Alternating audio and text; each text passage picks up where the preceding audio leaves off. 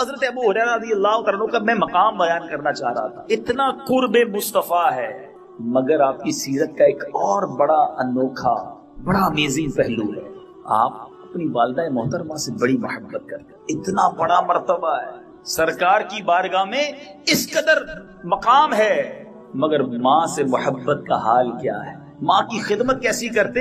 جب بھی گھر سے جاتے نا، ماں برابر والے کمرے میں رہتی تھی، دروازے کے باہر کھڑے ہو کر کیا کہتے؟ السلام علیکم یا امتا ورحمت اللہ وبرکاتہ.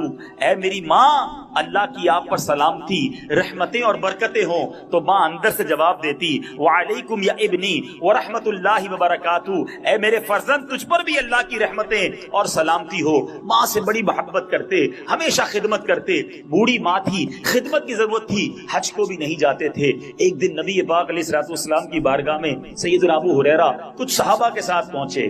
آقا نے پوچھا ابو ہریرہ کیوں آئے ہو؟ حدیث پاک کا خلاصہ ہے. عرض کرتے ہیں یا رسول اللہ بھوک نے پریشان. پیارے آقا نے کچھ کھجوریں منگوائیں، ہر صحابی کو 2 کھجوریں دے، یہ لے لو، یہی کھجوریں اور پانی پی لو، تمہیں کافی ہو جائیں گی. حضرت ابو ہریرہ نے ایک کھجور کھائی، ایک اپنے دامن میں رکھی. نبی پاک نے فرمایا دوسری دامن میں کیوں رکھی ہے؟ کہا ایک اپنے لیے رکھی ہے کھائی ہے، ایک اپنی ماں کے لیے رکھی ہے. نبی پاک علیہ الصلوۃ والسلام نے فرمایا ابو ہریرہ 2 پوری کھا لو، تمہاری ماں کے لیے 2 اور عطا کر دیں. پیارے آقا نے 2 اور عطا فرما دی. اے میرے پیچھے اسلامی بھائیوں، ذرا سوچئے مرتبہ کیا ہے اور ماں سے محبت کیا ہے. آج ہم اپنے ماں باپ سے کتنی محبت کرتے ہیں، آج ہم اپنے ماں باپ کی کتنی خدمت کرتے ہیں. سیدنا ابو ہریرہ گھر سے نکلتے ماں کو سلام کر کے جاتے. آج رات بھر بیٹا گھر سے باہر ہے، ماں کو پتا نہیں کہ بیٹا کہاں ہے. وہ جاگ رہی ہے کہ میرا لال گھر کب آئے گا، اس کو بتا کے نہیں جاتے، آ کر نہیں بتاتے. آج سیدنا ابو ہریرہ رضی اللہ تعالیٰ خود بھوکے ہیں، مگر جب کھانا ملا تو اپنی ماں کو یاد کیا. آج بیٹا مزے کے کھانے کھائے، کبھی ماں سے پوچھا کہ ماں آپ کو کس چیز کی حاجت ہے؟ کبھی ماں کی خدمت کا خیال دل میں آتا ہے. اور میں آج صرف ان عظیم ہستیوں کی بات کرنے جا رہا ہوں جن کا نام آپ نے سنا ہے، جن کا مقام ایسا ہے کہ سنے تو سر ادب سے جھک جاتے ہیں. زمانے میں ان کے نام کے چرچے ہیں، مگر جب وہ اپنی ماں کی بارگاہ میں جاتے تھے تو کس ادب و احترام کے ساتھ، سر جھکا کر کس محبت کے ساتھ پیش آتے. اے میرے میٹھے اور پیارے اسلامی بھائیوں، آؤ میں آپ کو ایک اور عظیم ہستی کے بارے میں، امام زین العابدین. آپ کو زین العابدین کیوں کہا جاتا ہے؟ زین کہتے ہیں زینت کو، عابدین کی بھی زینت. اس قدر بڑا مرتبہ عبادت گزاروں میں. آپ کے بارے میں آتا ہے سیدنا زین العابدین کے ساتھ کسی نے عرض کی کہ حضور آپ لوگوں کے ساتھ بڑا حسن سلوک کرنے والے ہیں، لیکن جب اب آپ کو اپنی والدہ کے ساتھ برتن میں دیکھتے ہیں کھانا کھاتے ہوئے تو آپ ان کے ساتھ برتن میں نہیں کھاتے. اس کی کیا وجہ ہے؟ جب والدہ فارغ ہو جاتی ہے پھر آپ کھاتے ہیں. سنو، عابدین کے امام کیا کہتے ہیں؟ کہتے ہیں کہ میں اس بات سے ڈرتا ہوں ماں کے ساتھ کھاتے میں کہ میرا ہاتھ اس چیز کی طرف سبقت نہ لے جائے جس چیز کی طرف میری ماں کی نظر سبقت لے جا چکی ہے کہ ماں نے کوئی نوالا پسند کر لیا ہے، کھانے کا کوئی حصہ اسے اچھا لگ رہا ہے، وہ اٹھائے اس سے پہلے میں نہ اٹھا لوں. اس لیے میں انتظار کرتا ہوں کہ پہلے ماں کھا لے، اس کے بعد میں کھانا کھا. اور آج ہماری ماں کیا کرتی ہے؟ سچ بتاؤ. میں اپنی بات کرتا ہوں، آپ اپنی بات سوچیں. آپ کی اتنی زندگی ہو گئی، جن کی مائیں زندہ ہیں نا اور جو چلی گئی ہیں، غور کرو. جب گھر میں دسترخوان لگتا ہے تو ماں کیا کہتی ہے؟ بیٹا آپ کھا لیں. گرم گرم روٹیاں ہمیں دیتی ہے، گرم سالن نکال کے دیتی ہے، خود نہیں بیٹھتی کھانے کے لیے، خود خدمت کرتی رہتی ہے. مجھے تو یاد نہیں پڑتا کہ آج تک کبھی امی نے یہ کہا ہو کہ آج میں نے اپنی پسند کی چیز بنائی ہے. جب بھی کھانا بنایا بیٹے کی پسند کا بنایا، بیٹی کی پسند کا بنایا، ہمارے والد کی پسند کا بنایا. اور خود کیا کھایا؟ غور کیجیے، خود کب کھایا؟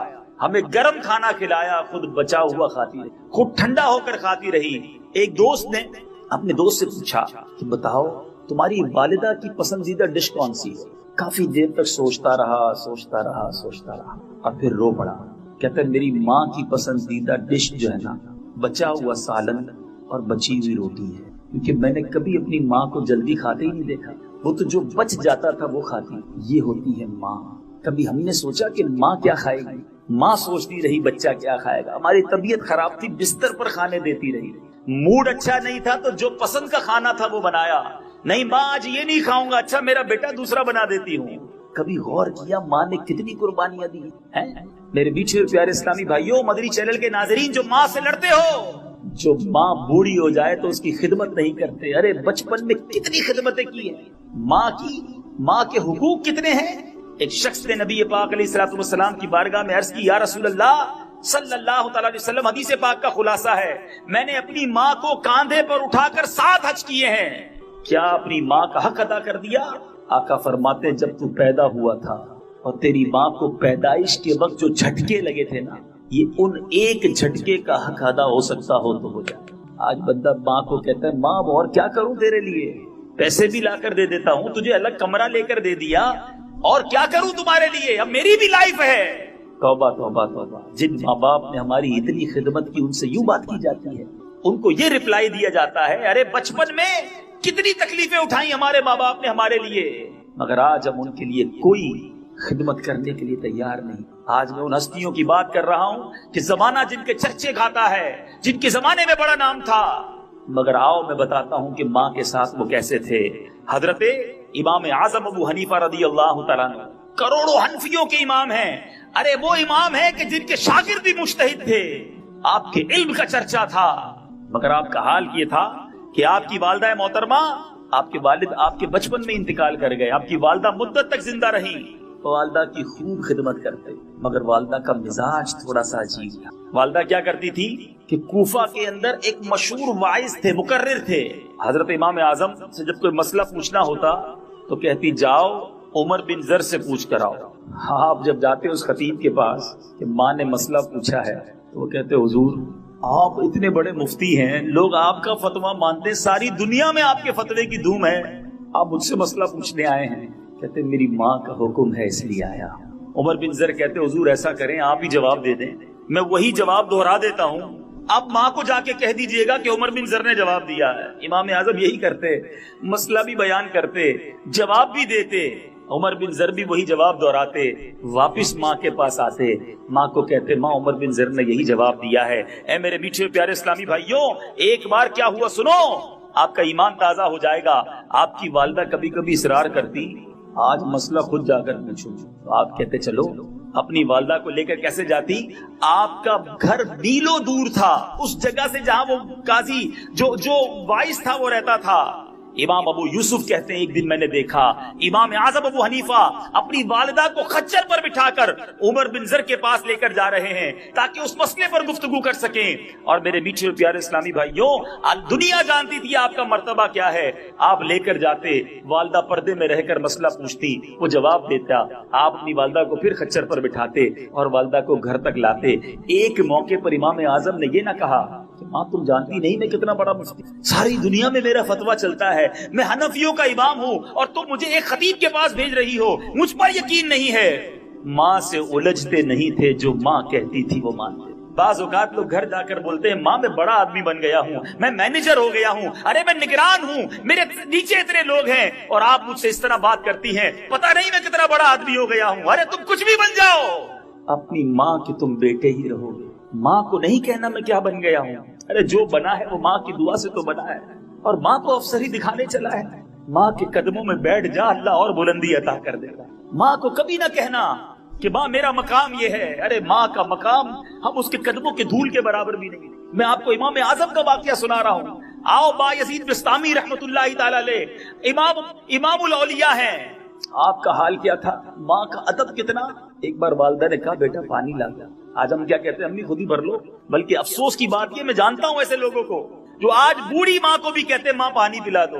अरे यार सारी जिंदगी उसने खिदमत कर ली, अब तो तुम उठ के उसको पानी पिलाओ, अब उसकी खिदमत खुद करो। आज बूढ़ी माँ को रात को आवाज देते, माँ पानी पिलाओ, वो माँ फिर भी खड़ी होती है, कभी नहीं कहती बेटा अब तो तू पी ले। माँ बच्चे को आधी रात को खड़ी होकर पानी पिलाने के लिए तैयार है, मगर आज माँ को हम कहते हैं, माँ मेरे पास टाइम नहीं। सुनो, बायजीद बिस्तामी रहमतुल्लाहि तआला अलैह, वालिदा ने कहा बेटा पानी पीना है? इमामुल औलिया है। पानी का प्याला लेकर हाजिर। माँ के पास पहुंचे तो माँ सो गई। हम क्या करेंगे, प्याला बराबर में रख के हम भी सो जाएंगे।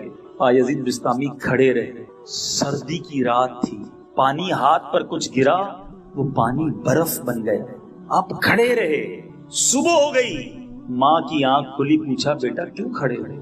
कब रात आपने पानी मांगा था, पानी लेकर आया तो माँ सो गई थी। کہا بیٹا رکھ دیتے. کہا نہ جانے ماں پتہ نہیں کب آپ کی آنکھ کھلتی, آپ کو پانی کی ضرورت ہوتی, بے ادبی ہو جاتی. اب جب گلاس کو ہاتھ سے الگ کیا, چونکہ برف جم چکی تھی, چمڑی بھی ادھر گئی, آپ کے ہاتھ سے خون بہنے لگا. آپ کی ماں نے جب یہ حال دیکھا, اللہ کی بارگاہ میں دل سے اپنے بیٹے کے لیے دعا کی. اللہ نے دیکھو بایزید بستامی کو کتنا بڑا مرتبہ عطا کر دیا. ارے دعائیں لو اپنے ماں باپ کی, اللہ بہت بڑی کامیابی عطا کر دے گا. جن کو ماں باپ کی دعائیں مل جائے وہ کبھی ناکام نہیں ہوتے. بد نصیب ہے وہ لوگ جو ماں باپ کا دل دکھاتے ہیں. ارے جن کے لیے ماں باپ اڑتے ہیں اور دل سے برا جانتے ہیں, اس بچے کا بننا کیا ہے. خدا را اس نعمت کی قدر کر لیجیے. اے میرے میٹھے پیارے اسلامی بھائیوں, اور کتنے اولیاء کرام کے واقعات سناؤں. بایزید بستامی رحمت اللہ تعالی علیہ کے بارے میں آپ نے سنا.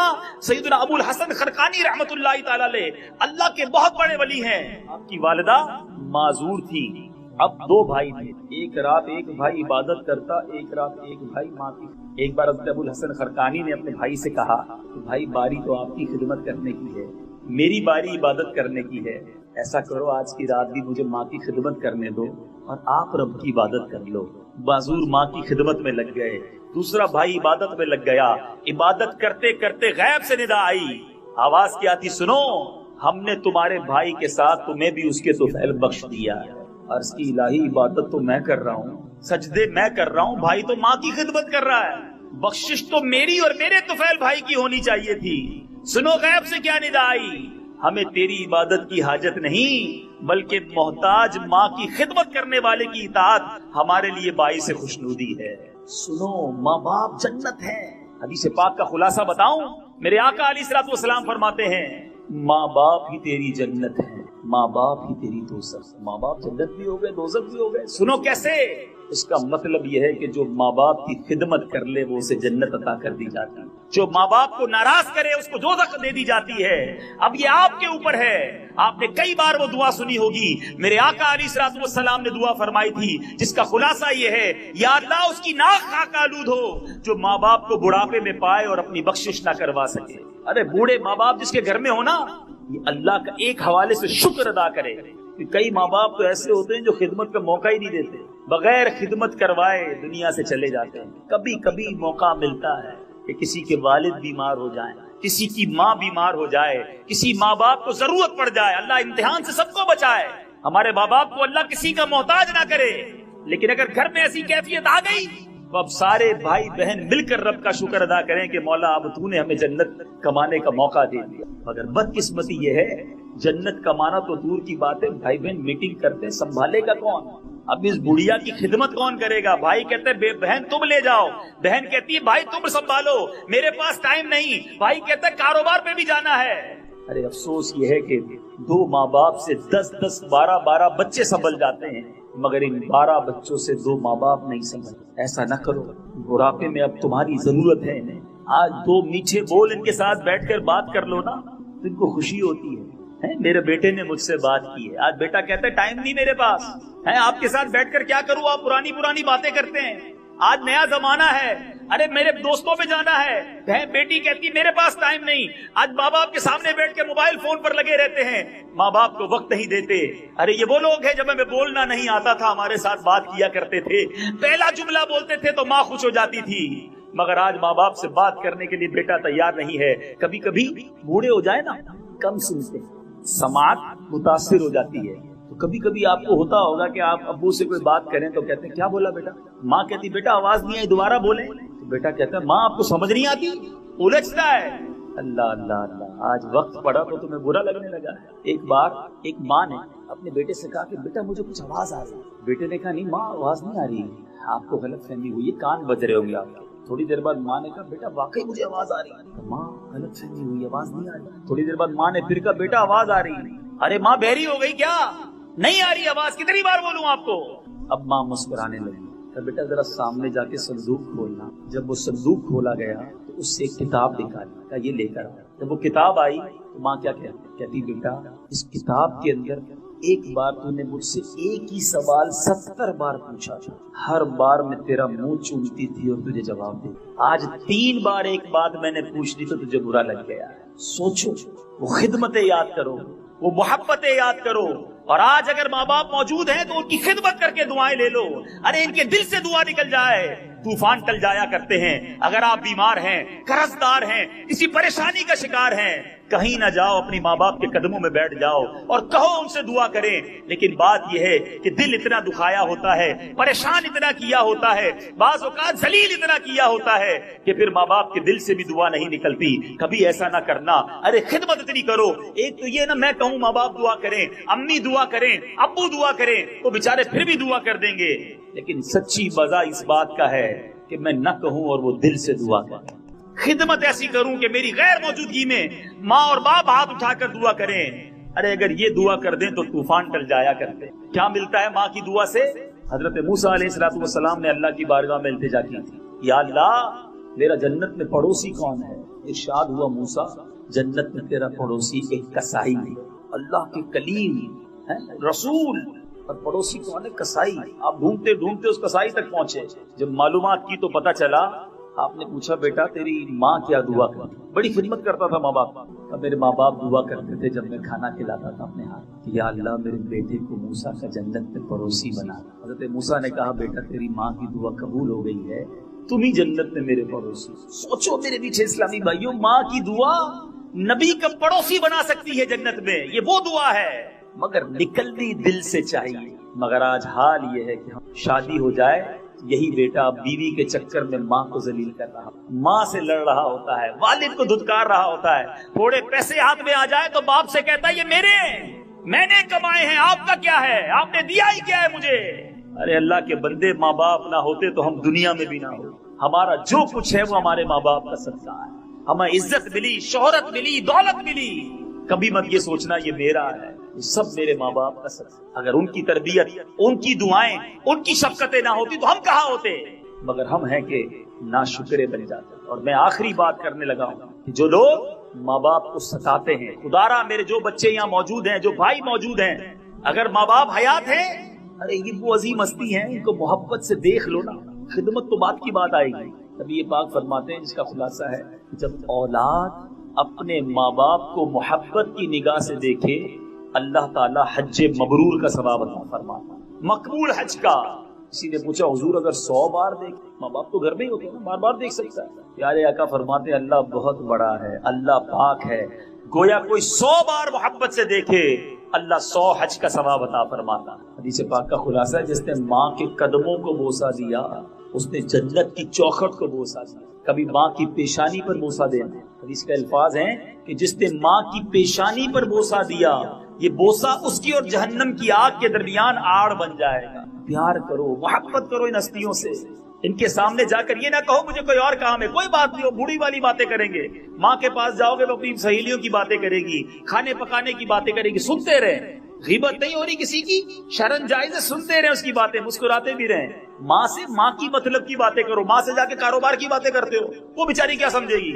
بوڑھا والد ہے, اس کے پاس جا کے اس کی جو پسند کے ٹاپک ہے نا, ماں باپ کو وہ باتیں اچھی جو لگتی وہ ان کے ساتھ جا کے شیئر کرے. کوئی بات نہیں آپ کو اچھی نہیں لگ رہی مگر شرن جائز ہے, کسی کی غیبت نہیں ہے, برائی نہیں ہو رہی, بیٹھ جائیں ان سے ان کی پسند کی باتیں کریں. اور سنیں ابو کو بعض اوقات کچھ لوگوں کو فروٹ بڑے پسند ہوتے ہیں, کوئی فروٹ لے کر جائیں. والدین میں سے کوئی چیز اچھی لگتی ہے وہ لے کر جائیں, ان کو اس موضوع کی طرف لے کر آئیں جو ان کو بڑا اچھا لگتا ہے. ان سے بات کریں, ان کے دل کی بات سنیں. بڑھاپے میں اکیلے پن میں ہوتے ہیں مگر ہمارے پاس ٹائم نہیں, کبھی یہ نہ کرنا. اور جو ماں باپ کو ستاتا ہے, اور گناہوں کی سزائیں تو مرنے کے بعد ہوتی ہے نا, یہ وہ گناہ ہے اے میرے میٹھے اسلامی بھائیوں جس کی سزا دنیا میں دکھائی جاتی ہے. میں آپ کو چیلنج سے کہتا ہوں, کبھی آپ کو کسی کے بچے نافرمان ملے نا, بچے ماں باپ کی بات نہیں مان رہے, بدتمیزی کر رہے ہیں, تنگ کر رہے ہیں, تو چیک کیجئے گا اس نے بھی اپنے ماں باپ کو تنگ کیا. جس نے اپنے ماں باپ کی خدمت کی وہ اپنی اولاد میں سکھ دیکھتا ہے, اور جو اپنے ماں باپ کو ستاتا ہے اس کی اولاد بھی اس کی نافرمان ہو.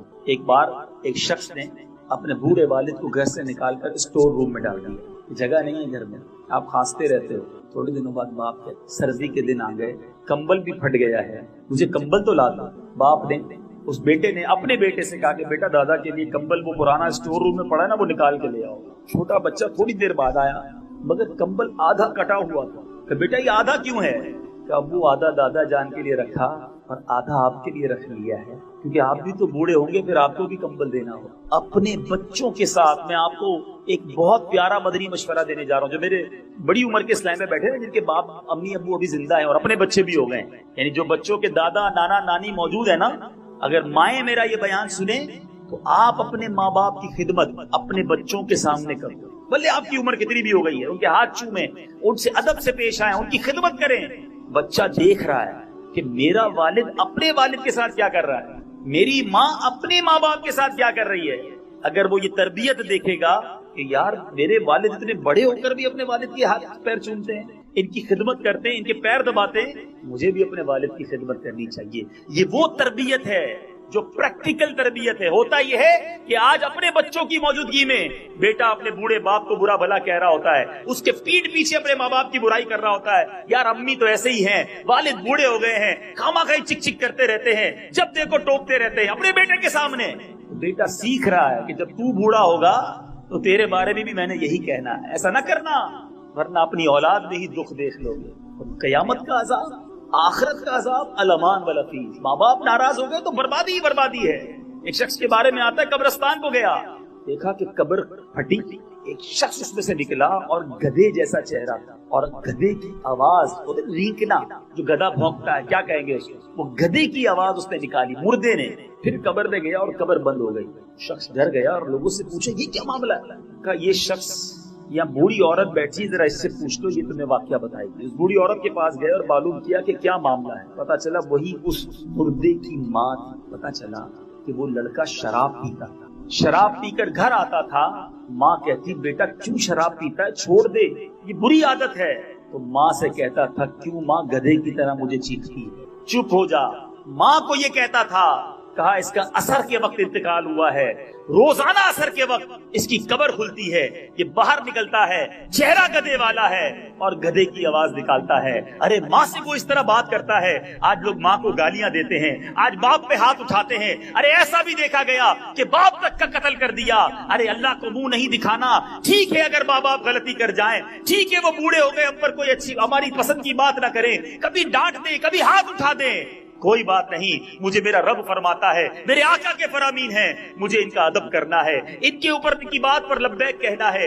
انشاءاللہ آج ماں باپ کی بات پر صبر کر لو، ان کی خدمت کر لو، دنیا میں بھی برکتیں مل جائیں گی، آخرت میں بھی برکتیں مل جائیں گی۔ کبھی انہیں تنگ نہ کرنا، اے میرے میٹھے اسلامی بھائی۔ اور ہاں ایک بات جو میں بیان کے اختتام پر بیان کرنا چاہتا ہوں، وہ یہ ہے کہ اگر ماں باپ شریعت کے خلاف کوئی حکم دیں گے، خدا نہ خواستہ ماں باپ ہی کہ نماز نہ پڑھو، ماں باپ کہیں داڑھی نہ رکھو، ماں باپ کہیں جناب اللہ نہ کرے فلمیں ڈرامے دیکھو، کوئی فرض واجب سے روکے یا کسی حرام کام کرنے کا حکم دیں، تو یہاں ماں باپ کی نہیں مانی۔ ایک فارمولہ یاد کر لیا کہ مخلوق کی فرما برداری میں خالق کی ناراضگی نہیں کی جائے، کوئی ایسا کام بندوں کے لیے نہیں کیا جائے گا جس سے رب ناراض ہو جائے۔ پہلے اللہ کا حکم ہے نا، کیونکہ ہمیشہ میں دیکھے نا اتنی دیر سے بیان کر رہا ہوں، شریعت سکھا رہی ہے کہ ماں باپ کی ماننی ہے، ماں باپ کا حکم ماننا ہے، لبیک کہنا ہے، مگر ایک باؤنڈری ہے۔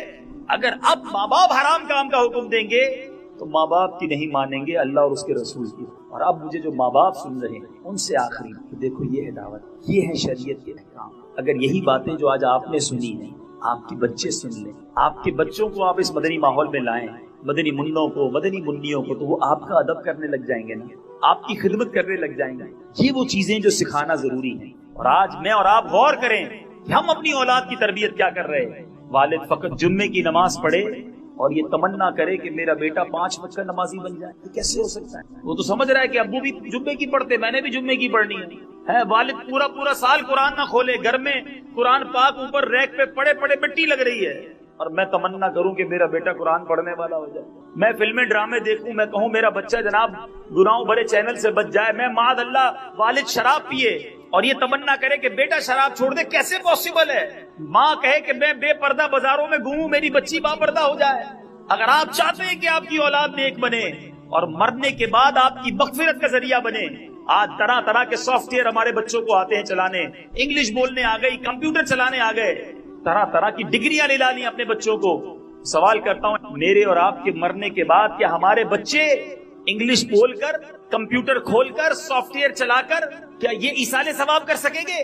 یا قرآن پڑھنا آتا ہوگا تو والد کی قبر پر بیٹھ کر یاسین پڑھے گا، ہے نماز پڑھ کر والد کے لیے رو رو کر دعائیں کرے گا. اگر ایسا ماحول چھوڑ کر جاؤ گے تو مرنے کے بعد یہ بچے کام آئیں گے. اور بچہ کیسے کام آتا ہے؟ یہ بچے اگر اچھے چھوڑ کر گئے نا، حدیث پاک کا خلاصہ ہے مرنے کے بعد انسان کا اعمال ڈسکنٹینیو، منقطع ہو جاتا ہے سوائے 3 عمل کے. نمبر 1، وہ شخص جو علم چھوڑ کر مرا، اللہ سلامت رکھے علماء کو جو اپنے شاگرد چھوڑ کر جاتے ہیں، اپنی کتابیں چھوڑ کر جاتے ہیں. نمبر 2، فرمایا نیک اولاد جو مرنے کے بعد والد کے لیے دعائیں مغفرت کرتے ہیں. اور نمبر 3، صدقہ جاریہ کے کام. تو اولاد ایسی چھوڑنی ہے جو مرنے کے بعد ہمارے لیے مغفرت کا باعث بنے. حضرت عیسیٰ علیہ السلام ایک بار ایک قبر کے پاس سے گزرے، دیکھا قبر میں عذاب ہو رہا. تھوڑے دنوں بعد گزرے تو قبر میں نور کی برسات ہو رہی تھی. اللہ سے عرض کی مولا یہ کیا ماجرا ہے؟ تھوڑے دنوں پہلے اس قبر میں عذاب، آج رحمتیں. ارشاد ہوا اے عیسیٰ جب یہ مرا تھا بڑا گناہگار تھا، بڑا خطاکار تھا، قبر میں اس لیے عذاب ہو رہا تھا. جب یہ مرا تھا تو اپنی بیوی کو، اپنی زوجہ کو حاملہ چھوڑ کر مرا تھا. اے عیسیٰ اس کے یہاں بیٹا پیدا ہوا، بیٹا کچھ بڑا ہوا، بڑا ہونے کے بعد مدرسے گیا، قاری صاحب نے اسے پڑھایا بسم اللہ الرحمن الرحیم. اس بچے نے اسے دہرایا. اے عیسیٰ مجھے حیا آئی، مجھے شرم آئی کہ میں اس والد کو زمین کے اندر عذاب دوں جس کا بیٹا زمین پر مجھے رحمان اور رحیم کے نام سے پکار رہا. بچے کی نیکی یوں کام آتی ہے والد. اب یہاں وہ لوگ سوچے جن کے ماں باپ چلے گئے، دنیا میں نہیں. ہمارے اعمال جو ہے نا ہمارے ماں باپ کی بارگاہ میں پیش کیے. ارے دنیا میں تو سکھ نہ دے سکے، مرنے کے بعد تو دکھ نہ دو.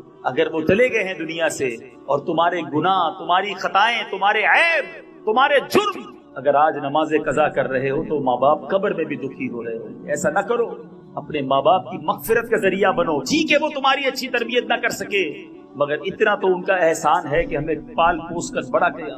اب ان کے لیے ایصال ثواب کی خوب نمازیں پڑھیں، خوب دعائیں کریں، دعوت اسلامی کے مدنی قافلوں میں سفر کریں.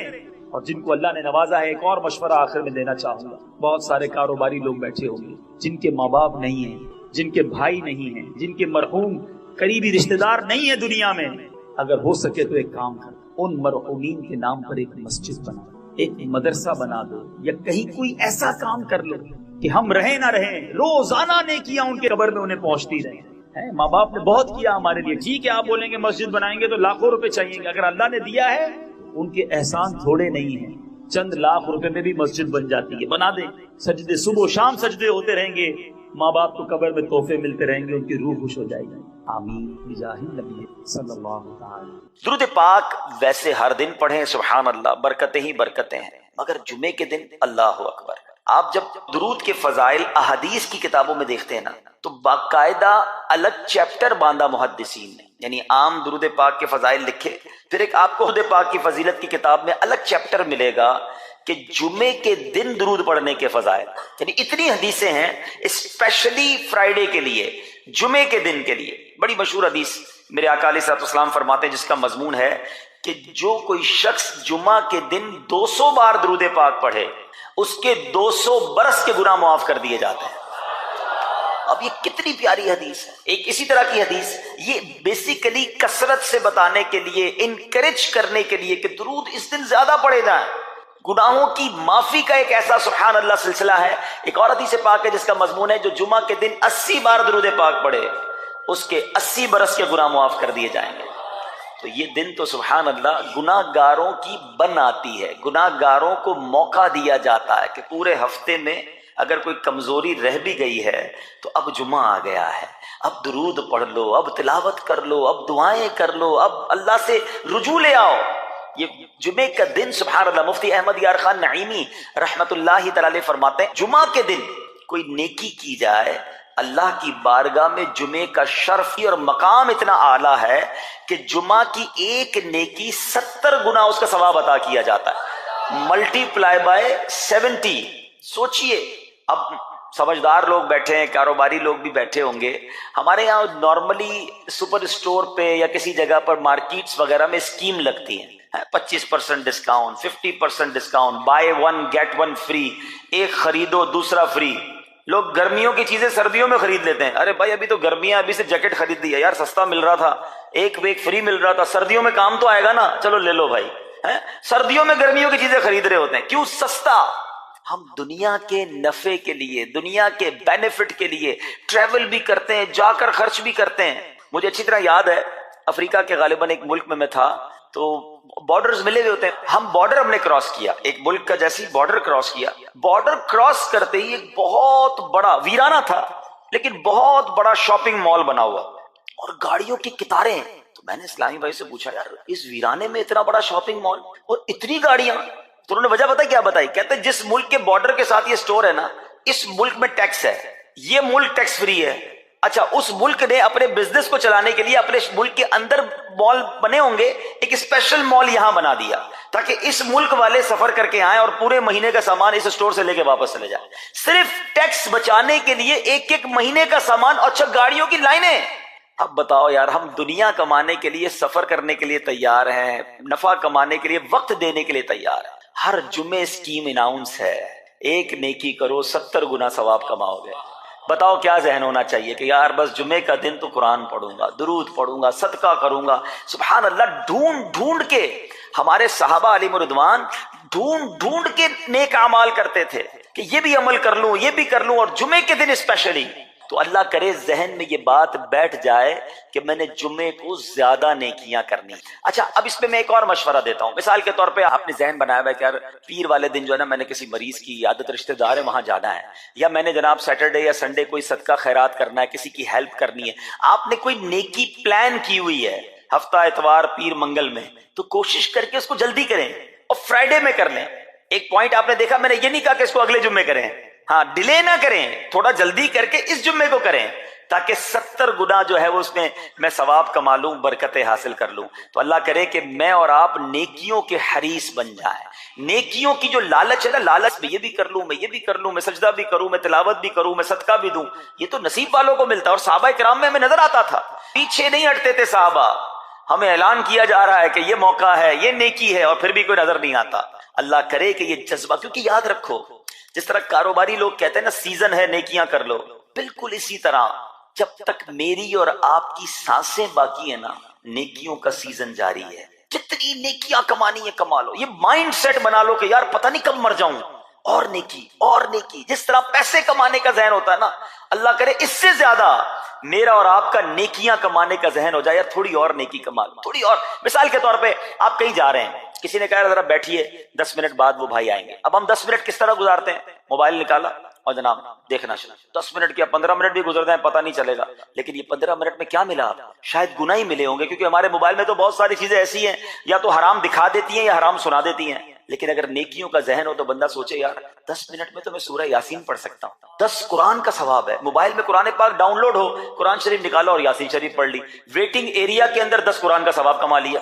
اگر یہ مائنڈ سیٹ ہو بندہ کہ یار اتنی دیر میں تو 100 بار درود پاک پڑھ لوں گا. اور آقا علیہ الصلوۃ والسلام فرماتے ہیں جو 100 بار درود پاک پڑھے اس کی دونوں آنکھوں کے درمیان لکھ دیا جاتا ہے کہ یہ بندہ دوزخ کی آگ اور نفاق سے بری ہے.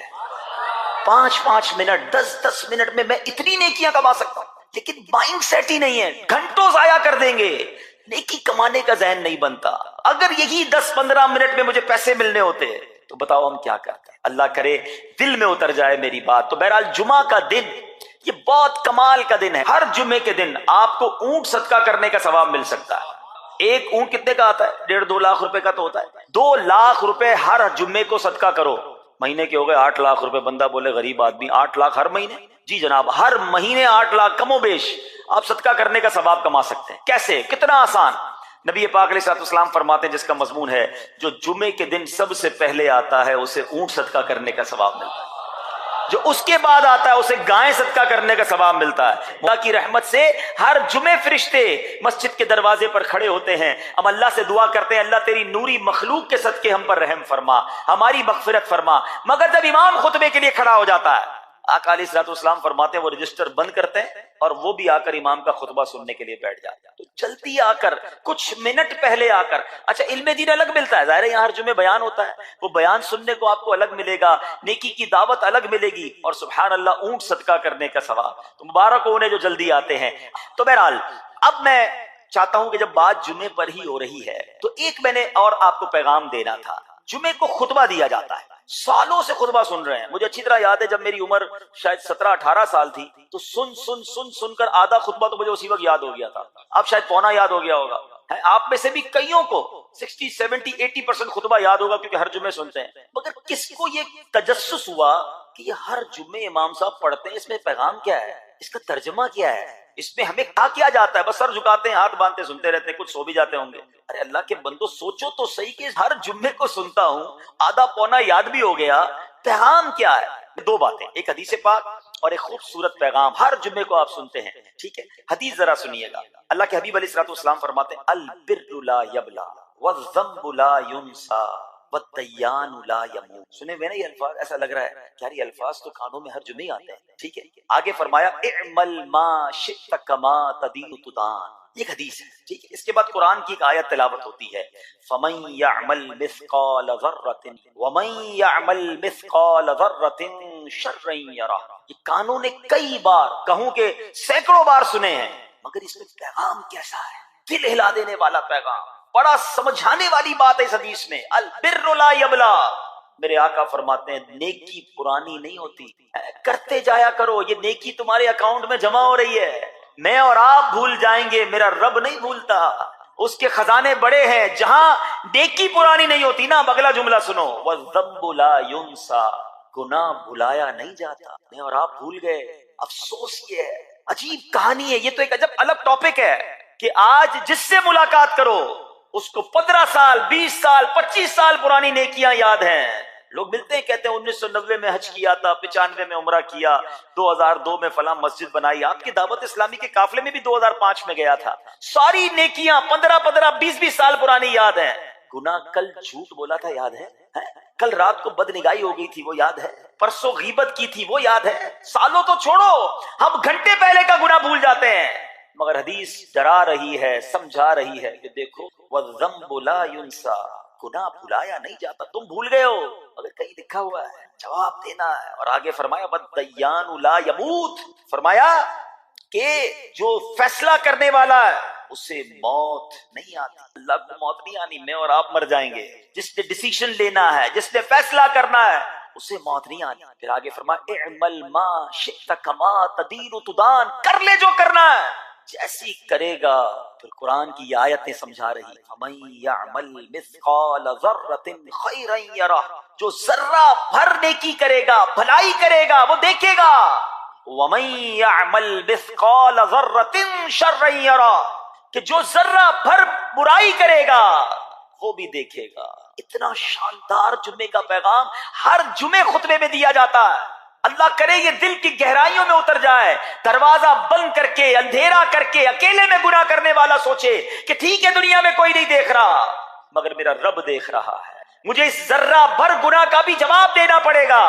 لوگ کہتے ہیں چھوٹی سی بات ہے یار, چھوٹا سا گناہ ہے, ٹھیک ہے چلتا ہے, سبھی تو کرتے ہیں. نہیں جناب, وہ نقطہ نواز ہے. وہ معاف کرنے پہ آئے تو 100 بندوں کے قاتل کو معاف کر دے, اور وہ پکڑنے پہ آئے تو ایک نقطے پر پکڑ. ہمیں ڈرنا ہوگا, ہمیں خوف اپنے دل میں طاری کرنا ہوگا, کیونکہ یہ گناہ میری آخرت میں میری پکڑ کا سبب بن سکتا ہے. بالکل اسی طرح چھوٹی چھوٹی نیکیاں سمجھ کے چھوڑ دیتے ہیں. یار سنت غیر موقدہ ہی ہے نا, نفل ہی تو ہے نا, سنت ہی تو ہے نا, ٹھیک ہے درود پڑھنا چاہیے, نہیں پڑھا تو کوئی بات نہیں. ارے یار کون اجتماع میں جائے, کون درس میں بیٹھے, صدقہ دینا کوئی واجب تو نہیں, زکات تو پوری دیتا ہوں. چھوٹی چھوٹی نیکیاں سمجھ کر چھوڑتے ہو. ارے وہ تو کتے کو پانی پلانے والے کو اس سبب سے بخش دیا کرتا ہے, راستے سے پتھر ہٹانے والے کو بخش دیا کرتا ہے. فرمایا نا البر لا یبلا. نیکی پرانی نہیں ہوگی, کرتے جایا کرو. اللہ کرے کہ یہ ذہن بن جائے کہ بس میں زیادہ سے زیادہ نیکی کروں, تو لوگوں کے دلوں میں خوشی داخل کروں, مسلمانوں کی خیر خواہی. اس ایک ہی حدیث پر, ان آیتوں پر میں مزید بھی بہت بات کر سکتا ہوں, لیکن میں نے اشارہ دیا کہ ضرور اس پر توجہ. اور ایک شاندار پیغام ہر جمعے میں ہم سنیں. کیا شاندار وہ پیغام ہے. وہ پیغام ہے الا لا ایمان لمن لا محبت. یاد ہے سب جمعے میں سنتے ہو نا, اور 3 بار کہتے ہیں امام صاحب الا لا ایمان لمن لا محبت لا, الا لا ایمان لمن لا محبت لا. کبھی تو امام صاحب کو روکتے, حضور یہ ہر جمعے کو پڑھتے بتائیں تو اس میں ہے کیا, ہمیں کیا ضرورت, جمعہ ہو گیا بس, ٹائم پورا ہو گیا, فرض پورا ہو گیا. ارے اللہ کے بندو سمجھو تو صحیح اس میں میسج کیا ہے. اللہ اکبر, سنو اس کا مطلب کیا ہے. سنو الا لا ایمان لمن لا محبت لا. سن لو اس کا ایمان نہیں جس کے دل میں نبی پاک سے محبت نہیں. ایمان ہی نہیں ہے. ارے جس دل میں نبی پاک سے محبت نہیں اس کا ایمان ہی نہیں ہے. اعلیٰ حضرت امام اہل سنت ایسے ہی نہیں لکھتے کہ اللہ کی سرتابہ قدم شان ہے یہ. انسان نہیں انسان، وہ انسان ہے یہ. قرآن تو ایمان بتاتا ہے انہیں، اور ایمان یہ کہتا ہے میری جان ہے یہ. ایمان کمپلیٹ ہی نہیں ہوتا نبی پاک علیہ الصلوۃ والسلام سے محبت کے بغیر. اور یہ بات ایسا لگتا ہے انفارچونیٹلی کہ غیر مسلم جانتے ہیں، تبھی تو وہ سازشیں کرتے ہیں. انہیں پتا ہے. آپ بتائیں دنیا کے کس ملک میں نماز روکی جاتی ہے؟ نہیں روکی جاتی. مسجدوں کی تعمیر ہو رہی ہوتی ہے، تلاوت قرآن ہو رہی ہوتی ہے، کوئی نہیں روکتا، قرآن چھپ رہے ہیں. لیکن بار بار اگر حملہ ہوتا ہے، بار بار اگر اٹیک ہوتا ہے، تو اس لیے ہوتا ہے کہ ان مسلمانوں کے دلوں سے ان کے نبی کی محبت کو نکالا. ان مسلمانوں کے دلوں میں اگر یہ محبت رسول رہ گئی تو یہ پھر بھی دوبارہ آ کر یکجا ہو جائیں گے، ایک ہو جائیں گے، نیک ہو جائیں گے. کسی طرح دل سے محبت رسول صلی اللہ تعالی علیہ وسلم نکالی جائے، اور اسی وجہ سے یہ ساری سازشیں کی جاتی ہیں. معاذ اللہ نبی پاک علیہ الصلوۃ والسلام کی گستاخیاں کی جاتی ہیں تاکہ چیک کیا جائے ان پر اثر بھی پڑتا ہے کہ نہیں، کوئی اوپر نیچے ہوتا بھی ہے کہ نہیں، کہ اپنی دنیا میں مگن ہے، اس کو احساس ہی نہیں ہے. میٹھے اسلامی بھائیوں، دنیا کا دستور ہے جب کسی چیز کی ڈیفیشینسی ہو جائے نا تو اس کی ایفیشینسی بڑھائی جاتی ہے. مثال کے طور پہ کسی کے جناب جسم میں وٹامن ڈی کم ہو، ہم کیا کرتے ہیں؟ وٹامن ڈی کی ٹیبلٹس لے کر اس کو پھر بڑھاتے ہیں. کیلشیم کی کمی ہو، ڈاکٹر کہتا ہے بھائی تھوڑی کیلشیم کی دوائی پیو، تمہارے اندر کیلشیم کی کمی ہو رہی ہے. جب کسی چیز کی کمی کی جائے اس کو بڑھانے کی کوشش کی جاتی ہے. اگر یہ دنیا کے چند لوگوں کا یہ پلان ہے کہ مسلمانوں کے دلوں سے عشق رسول نکالو، تو اب میرا اور آپ کا کام یہ ہے کہ انشاءاللہ عشق رسول کو اب اضافہ کریں گے، اب نبی پاک کی محبت میں اور اضافہ کریں گے، سرور کائنات علیہ الصلوۃ والسلام کی محبت میں زندگی گزاریں گے، خود بھی سچے عاشق رسول بنے، اپنی نسلوں کو عاشق رسول بنائیں. اللہ سلامت رکھے میرے پیر و مرشد کو. 30 سال پہلے، یہ آج کل کا شعر نہیں ہے، اب بچپن سے یہ نعت سن رہے ہیں، کم و بیش 25-30 سال پہلے میرے مرشد نے کیا پیاری التجا پیش کی، اپنی نسلوں کے لیے کیا ہمیں پیغام دیا. کہتے میری آنے والی نسلیں تیرے عشق ہی میں مچلیں، میری آنے والی نسلیں تیرے عشق ہی میں مچلیں، انہیں نیک تم بنانا مدنی مدینے والے. یہ ہے پیغام دعوت اسلامی کا کہ ہم بھی عاشق رسول بنیں، کسی صورت ہمارے دل سے عشق رسول کم نہ ہو، اور جناب ہماری نسلوں میں ہم عشق رسول اتاریں. تو مجھے اور آپ کو اس ڈیفیشینسی کو ایفیشینسی میں، اس میں اضافے کا اہتمام کرنا ہوگا. اب آئیے دیکھتے طریقے کیا ہیں، کیسے عشق رسول بڑھے گا، کیسے دلوں میں محبت رسول بڑھے گی. کیونکہ جمعے کا یہ اعلان ہر جمعے سنتے ہو، الا لا ایمان لمن لا محبت لا. وہ ایمان ہی کامل نہیں ہے، وہ ایمان ہی کمپلیٹ نہیں ہے جس دل میں عشق رسول نہیں ہے. تو عشق رسول بڑھے گا کیسے جناب؟ تو دنیا کا بڑا سمپل فارمولا ہے کہ عشق بغیر اطاعت کے کمپلیٹ ہی نہیں. دنیا میں بھی آپ جس سے محبت کریں، ہو ہی نہیں سکتا کہ آپ جس سے محبت کریں اس کی بات نہ مانیں. ایسا ہو سکتا کہ میں آپ سے محبت بڑی کرتا ہوں، مانوں گا ایک بھی نہیں آپ کی؟ نہیں جناب. جس سے محبت ہوتی بندہ کہتا ہے آپ کے لیے جان حاضر، آپ حکم تو کریں، آپ کا فرمان سر آنکھوں پر. یہ دنیا کا دستور ہے. تو اگر آپ واقعی نبی پاک سے محبت کرتے ہیں یا سچے عاشق رسول بننا چاہتے ہیں تو پھر فرمان رسول پر عمل کرنا ہو، نبی پاک کے طریقے پر عمل کرنا ہوگا، اطاعت رسول کرنی ہوگی، تبھی آپ سچے عاشق رسول کہلائیں گے. یہ ہو نہیں سکتا کہ ایک طرف تو میں نعرہ لگاؤں کہ غلامی رسول میں موت بھی قبول ہے، اور دوسری طرف نبی پاک کا طریقہ قبول نہ ہو، نہ سچ قبول ہو، نہ مسلمانوں کی خیر خواہی قبول ہو، معاذ اللہ، نہ سنتیں قبول ہو، نہ نماز قبول ہو. جمعے کی نماز میں مسجدیں فل ہیں، کیا عصر کی نماز میں بھی ہوں گی؟ کیا عصر فرض نہیں ہے؟ کیا مغرب فرض نہیں ہے؟ کیا عشاء فرض نہیں ہے؟ میرے آقا فرماتے ہیں جعلت قرۃ عینی الصلاۃ، کہ نماز میں میری آنکھوں کی ٹھنڈک ہے. ان گستاخان رسول کو یہ جواب دینا ہے کہ تم جتنی نبی پاک علیہ الصلوۃ والسلام کی معاذ اللہ شان میں گستاخی کرو گے، دنیا میں تو نیست و نابود ہو ہی جاؤ گے، مگر تم دیکھو گے کہ تمہارا ہر قدم ہمارے عشق رسول میں اضافے کا باعث بنے گا، ہمارے انشاءاللہ نبی پاک کے قریب ہونے کا باعث بنے گا. آؤ نیت کریں کہ آج کے بعد ہماری کوئی نماز قضا نہیں ہوگی، آج کے بعد زندگی نبی پاک کی سنتوں کے مطابق گزرے گی.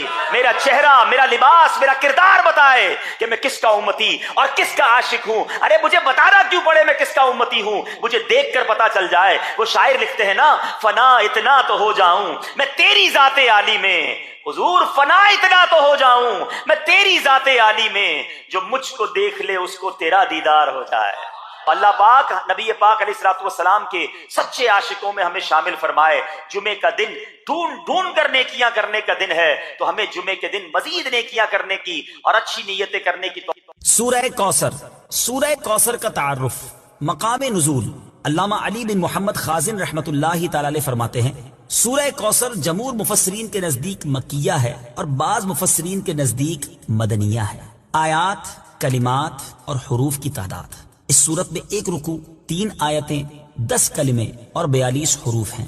کوثر نام رکھنے کی وجہ، کوثر سے دنیا اور آخرت کی بے شمار خوبیاں مراد ہیں اور جنت کی ایک نہر کا نام بھی کوثر ہے۔ اس سورت کی پہلی آیت میں یہ لفظ موجود ہے، اس مناسبت سے اسے سورہ کوثر کہتے ہیں۔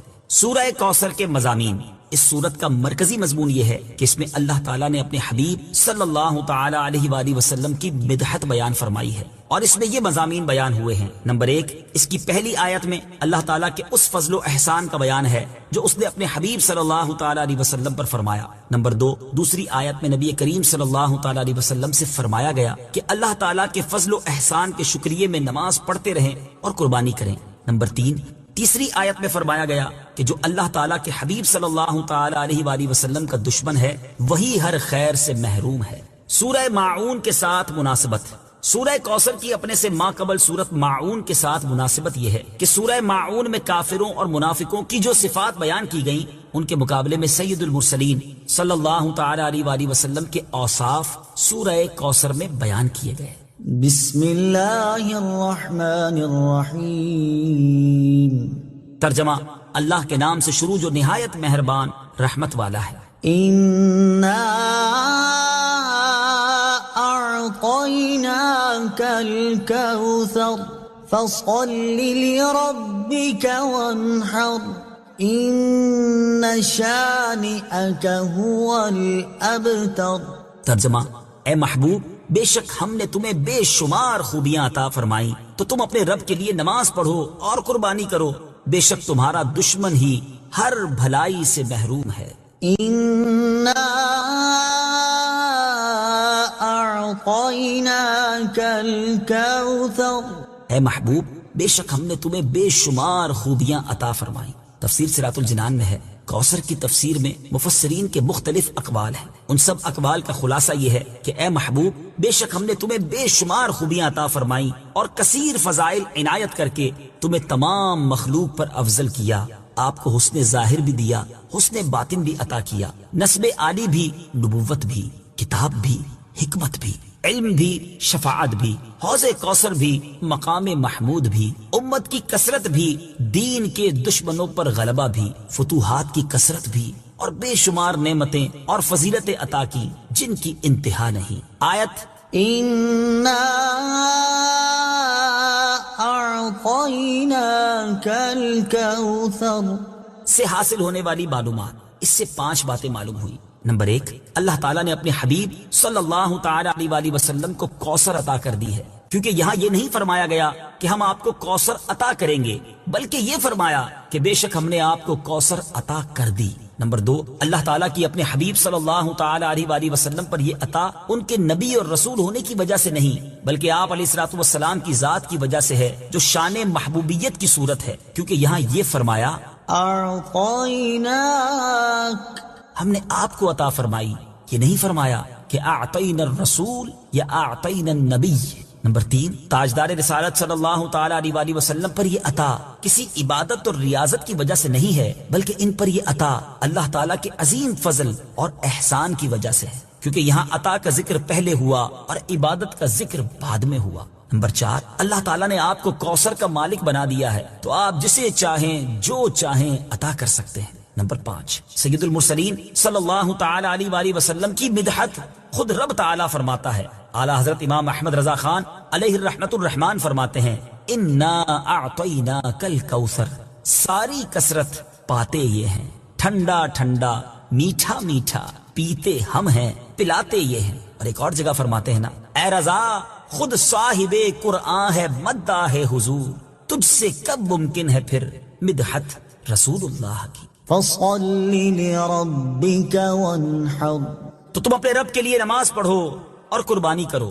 تفسیر صراط الجنان میں ہے، یعنی اے حبیب صلی اللہ تعالی علیہ وآلہ وسلم، اللہ تعالیٰ نے آپ کو دونوں جہاں کی بے شمار بھلائیاں عطا کی ہیں اور آپ کو وہ خاص رتبہ عطا کیا ہے جو آپ کے علاوہ کسی اور کو عطا نہیں کیا۔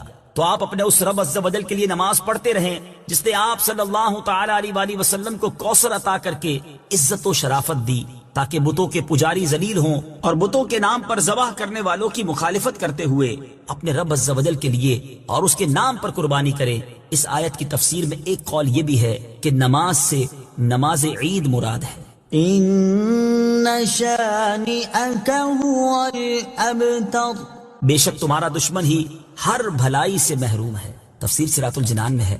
شان نزول، جب سید المرسلین صلی اللہ تعالی علیہ وآلہ وسلم کے فرزند حضرت قاسم کا وصال ہوا تو کفار نے آپ کو ابتر یعنی نسل ختم ہو جانے والا کہا، اور یہ کہا کہ اب ان کی نسل نہیں رہی، ان کے بعد اب ان کا ذکر بھی نہ رہے گا اور یہ سب چرچا ختم ہو جائے گا۔ اس پر یہ سورہ کریمہ نازل ہوئی اور اللہ تعالیٰ نے ان کفار کا بالغ رد فرمایا، اور اس آیت میں ارشاد فرمایا کہ اے حبیب صلی اللہ تعالی علیہ وآلہ وسلم، بے شک تمہارا دشمن ہی ہر بھلائی سے محروم ہے، نہ کہ آپ، کیونکہ آپ کا سلسلہ قیامت تک جاری رہے گا، آپ کی اولاد میں بھی کثرت ہوگی اور آپ کی پیروی کرنے والوں سے دنیا بھر جائے گی۔ آپ کا ذکر منبروں پر بلند ہوگا، قیامت تک پیدا ہونے والے عالم اور واعظ اللہ تعالیٰ کے ذکر کے ساتھ آپ کا ذکر کرتے رہیں گے، اور آخرت میں آپ کے لیے وہ کچھ ہے جس کا کوئی وصف بیان ہی نہیں کر سکتا۔ تو جس کی یہ شان ہے وہ ابتر کہاں ہوا، بے نام و نشان اور ہر بھلائی سے محروم تو آپ کے دشمن ہیں۔ اعلیٰ حضرت امام احمد رضا خان رحمت اللہ تعالی علیہ اس صورت کی تفسیر بیان کرتے ہوئے فرماتے ہیں، عاص بن وائل شقی نے جو صاحبزادہ سید المرسلین صلی اللہ تعالی علیہ وآلہ وسلم کے انتقال پرملال پر حضور کو ابتر یعنی نسل بریدہ کہا، حق تعالی نے فرمایا إنا أعطيناك الكوثر، بے شک ہم نے تمہیں خیر کثیر عطا فرمائی کہ اولاد سے نام چلنے کو تمہاری رفعت ذکر سے کیا نسبت، کروڑوں صاحب اولاد گزرے جن کا نام تک کوئی نہیں جانتا، اور تمہاری ثنا کا ڈنکا تو قیامت تک اکناف عالم اور اطراف جہاں میں بجے گا، اور تمہارے نام نامی کا خطبہ ہمیشہ ہمیشہ اطباق فلک آفاق زمین میں پڑھا جائے گا۔ پھر اولاد بھی تمہیں وہ نفیس و طیب عطا ہوگی جن کی بقا سے بقائے عالم مربوط رہے گی۔ اس کے سوا تمام مسلمان تمہارے بال بچے ہیں، اور تم سب مہربان ان کے لیے کوئی نہیں، بلکہ حقیقت کار کو نظر کیجئے تو تمام عالم تمہاری اولاد مانوی ہے کہ تم نہ ہوتے تو کچھ بھی نہ ہوتا، اور تمہارے ہی نور سے سب کی آفرینش ہوئی۔ اسی لیے جب ابو البشر آدم تمہیں یاد کرتے تو یوں کہتے، یا ابنی صورتن و ابایا معنن، اے ظاہر میں میرے بیٹے اور حقیقت میں میرے باپ۔ پھر آخرت میں جو تمہیں ملنا ہے اس کا حال تو خدا ہی جانے، جب اس کی یہ عنایت بے غایت تم پر مبذول ہو تو تم ان اشقیاء کی زبان درازی پر کیوں ملول ہو، بلکہ فصل لربك وانحر، رب کے شکرانے میں اس کے لیے نماز پڑھو اور قربانی کرو۔ إن شانئك هو الأبتر، جو تمہارا دشمن ہے وہی نسل بریدہ ہے کہ جن بیٹوں پر اسے ناز ہے، یعنی عمرو و حشام رضی اللہ تعالی عنہما، وہی اس کے دشمن ہو جائیں گے، اور تمہارے دین حق میں آ کر بوجہ اختلاف دین اس کی نسل سے جدا ہو کر تمہارے دینی بیٹوں میں شمار کیے جائیں گے۔ پھر آدمی بے نسل ہوتا تو یہی صحیح کہ نام نہ چلتا، اس سے نام بد کا باقی رہنا 1000 درجے بدتر ہے۔ تمہارے دشمن کا ناپاک نام ہمیشہ بدی و نفرین کے ساتھ لیا جائے گا، اور روز قیامت ان گستاخیوں کی پوری سزا پائے گا، والعیاذ باللہ تعالی۔ اس سے معلوم ہوا کہ حضور پر نور صلی اللہ تعالی علیہ وآلہ وسلم کا اللہ تعالیٰ کی بارگاہ میں مقام اتنا بلند ہے کہ ان کے گستاخ کو اس کی گستاخی کا جواب خود رب تعالیٰ دیتا ہے۔